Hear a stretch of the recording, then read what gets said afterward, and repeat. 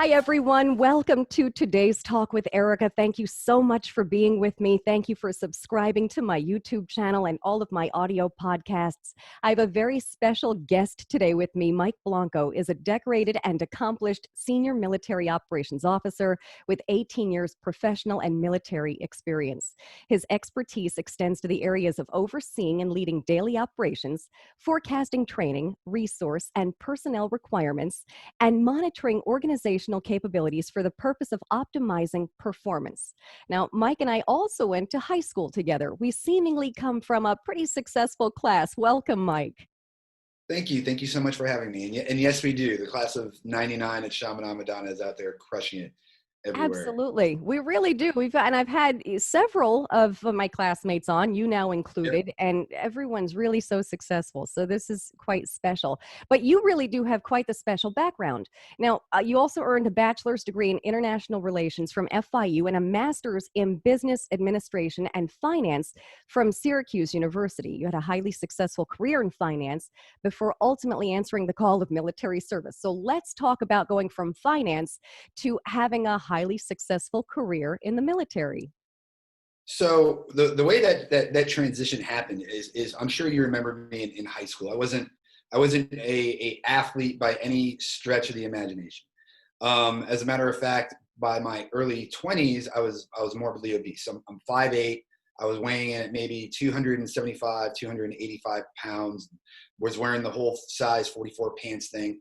But on the flip side of that same coin, I was doing very well in finance. I was successful. I was moving up the ranks. I was a team leader. I was making all the right moves, but I was absolutely miserable for so many reasons. And joining the military was something I wanted to do as a little kid.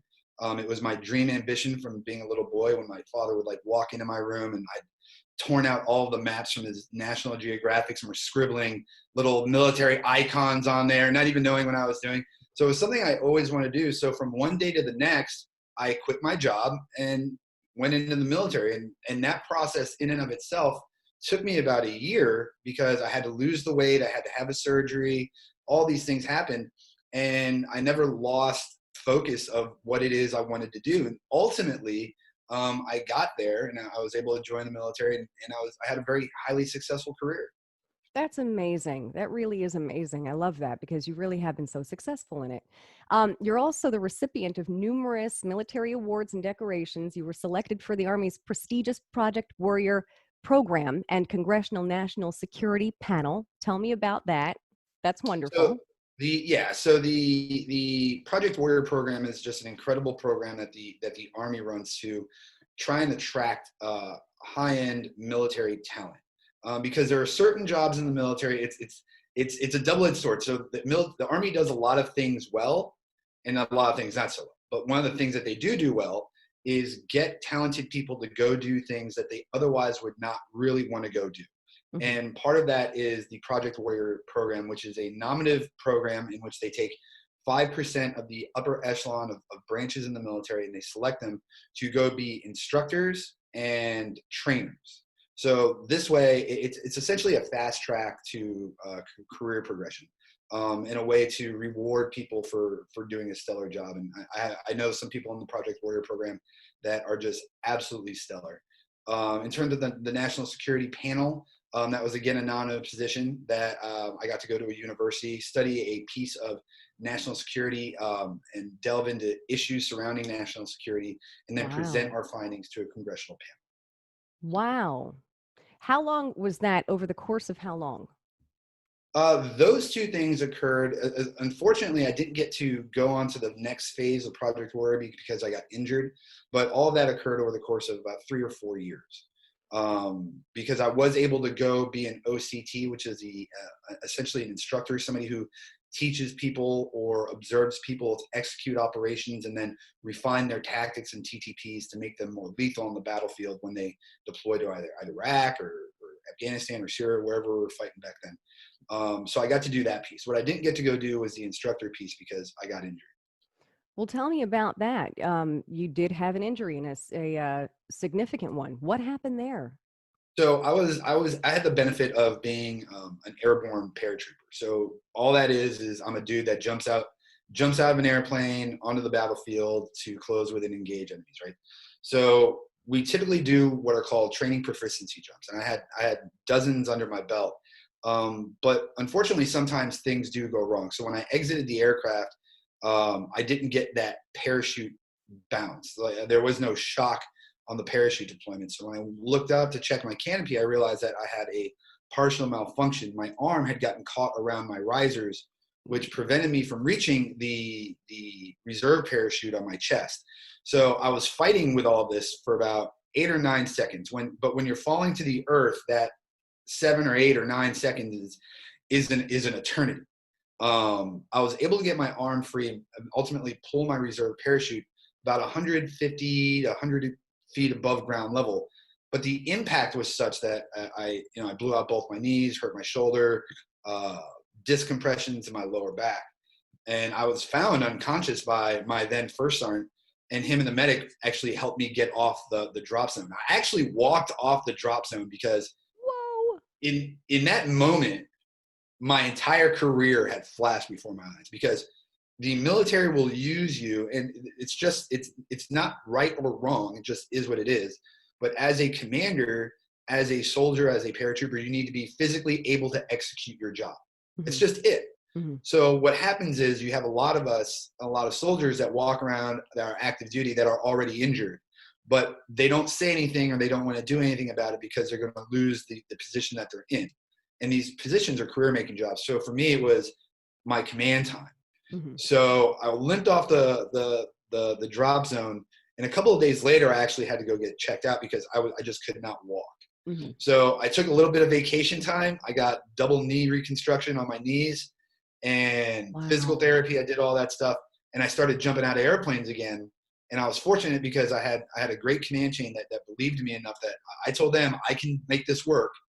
And I did. And I got another deployment under my belt, but eventually the Army came back like, your injuries are such that you need to start putting your physical well-being ahead of your career aspirations. So at that point, I had a decision to make for myself. It's like, do I keep doing this, or do I cut sling load now and move back into the civilian world and try and make a difference there? How long ago did that happen? The jump happened in 2019, and I'm sorry, correction. The actual jump happened in 2017.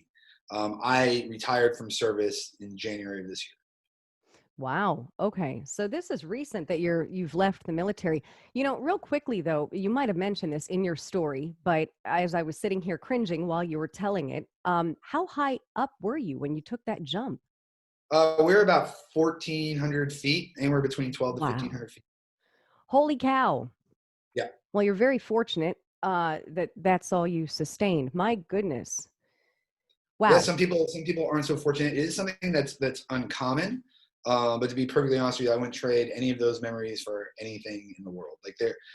People who are in the military, especially paratroopers, have the added benefit when they look back on their service to have done things that people have never done before. I've seen a sunset over the Hindu Kush in Afghanistan. I've seen the night sky under a canopy jumping out of an airplane. I've seen, the desert of California from the top of an Abrams tank. These are all things that are unique to the military experience, which I wouldn't trade for anything else in the world. That's really awesome. Do you have those pictures posted anywhere? Somewhere, yeah. Pictures.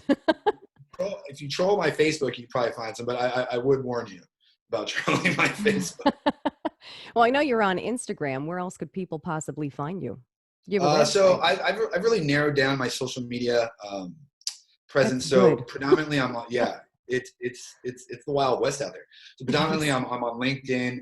Instagram I find to be a pretty positive place, and I have yet to master Twitter. So I'm sure eventually that'll be a necessity, but just not yet. Right. Let's talk about what you're doing though now. Let's talk about, I know that you're in veteran advocacy, you work as a freelance business management. What are you doing now for veterans?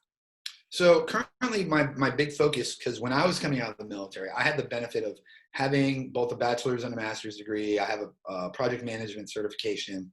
I had civilian experience. I had all of these things. And the frustrations that I was running into coming out of the military was, until I really honed in on those attributes that I had, if I looked at it under a microscope or through a straw, if I didn't have those things, what you run into, for me, for example, I retired a captain. I was the reconnaissance commander, or a reconnaissance commander in the 82nd Airborne Division. And all these things sound very impressive, but when you go to apply for a job, when you're talking to civilians, they don't know how to apply what you've done to how you can benefit them. Like what tangible skills do you bring to the table? Because when you talk about the military, everybody wants to talk about intangible skills, leadership, grit, all of those things. And while those things are great, a hiring manager is worrying about his bottom line. Mm-hmm. Do you bring the skills to the table? So what I ran into was, hey, we'll give you a job, but it's going to be a shift supervisor as a security guard for, one of these security companies. And these were just this is just me dipping my toe in the water and seeing what was out there. And I realized there's an enormous disconnect between veterans and the jobs that they're applying for, not just on the civilian side, but on the veteran side in terms of what they need to do to make themselves relevant to get the jobs that they want. Because we have around 20 million veterans living in this country. Now, obviously that includes, the World War II vets and people that are not working, but millions of veterans of the forever wars in Iraq, Afghanistan, and Syria are coming out of military service, and their frustration in underemployment, because veterans are underemployed, not unemployed. There's this misconception that veterans have a high rate of unemployment. As a matter of fact, the unemployment rate for veterans is lower than that of our civilian counterparts. Wow. The issue becomes underemployment, because companies don't know how to leverage the experiences that these guys have for their own benefit. And so there's a lot of turnaround in terms of veterans. So it's working with both the civilian community and the veteran community to find a middle ground. And this is what they actually bring to the table. And this is how you need to portray yourself in order to make that happen. Because it's very frustrating for veterans, but it's also frustrating for hiring managers as well. Absolutely. Someone recently up here in North Florida where I live, someone was working with veterans in a company, and they brought up something interesting because they said it's difficult to work with it. There's a lot of PTSD, and it makes it difficult for a civilian who's never seen and gone through the things that you have gone through, as well as other veterans. It's difficult for civilians to work with that. And I think there might be a disconnect there. I don't know what your thoughts are on that, because I thought that, well, that's interesting. I wouldn't have thought of that. So there's a really good book called Tribe by a man named, I think it's Sebastian Junger. And what it talks about is PTSD in different societies.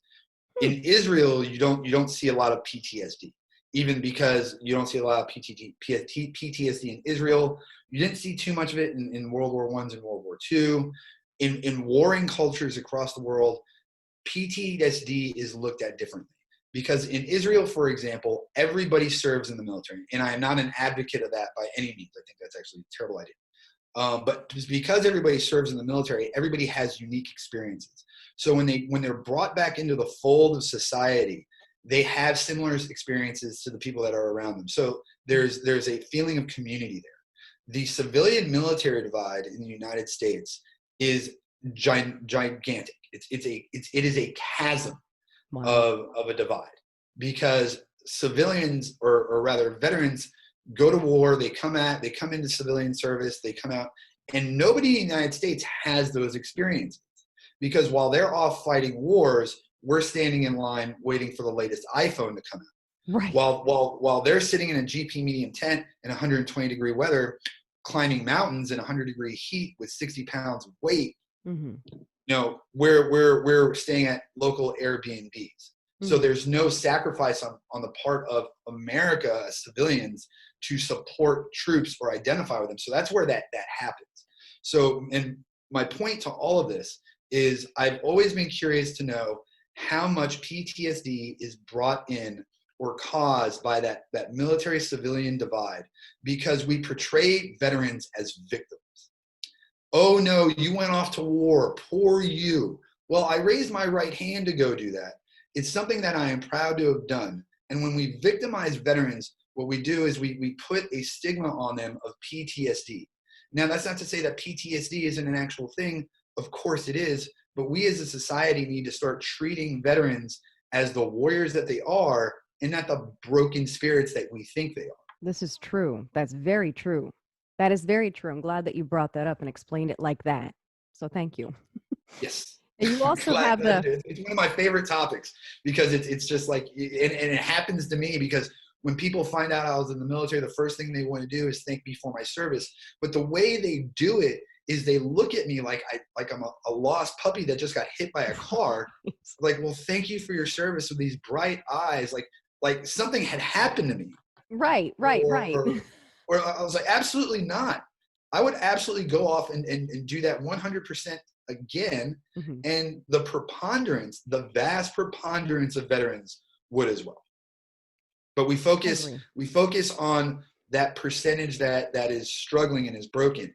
And we should do that because those people need help. But what we don't shine enough light on is the success that the veteran community has had in business, in entrepreneurship, in education, in community service.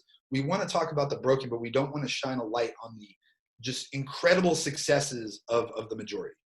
God, that's so true. That really is so true. Well, let's talk about the War Room podcast because I know you had a podcast. Maybe these are all great things that we can discuss. The podcast could definitely touch upon those things because I do know a few people personally who struggle. They're both like you said, the warriors, and then there are the folks who are just broken. Right. So. Right. So there are people out there that do suffer from PTSD, and I'm not trying to diminish that at all. And those people need help. There are systems in place that just aren't helpful. The VA is doing the best that they can, but it takes a community to heal a warrior. So for those people that have PTSD and those people that are coming out of military service, what they're yearning for is a sense of community because there's a feeling there that nobody really understands what I went through and I no longer have a sense of purpose. Mm-hmm. So there's something to be said about what it is when you're in the military. For example, the kids, and I call them kids, my soldiers, when I was a commander in Afghanistan, when I was a commander at the 82nd Airborne Division, I could walk up to them any given day and be like, how's the Army treating me? And they would give me a tirade of curse words and they were just not happy about it, right? Because they had to wake up at 4:30 in the morning, somebody's screaming at them, they had to know what to do. But you know what? That kid's Facebook profile photo was him on deployment. There's a certain level of pride that these people have when they get to tell people that this is what they did.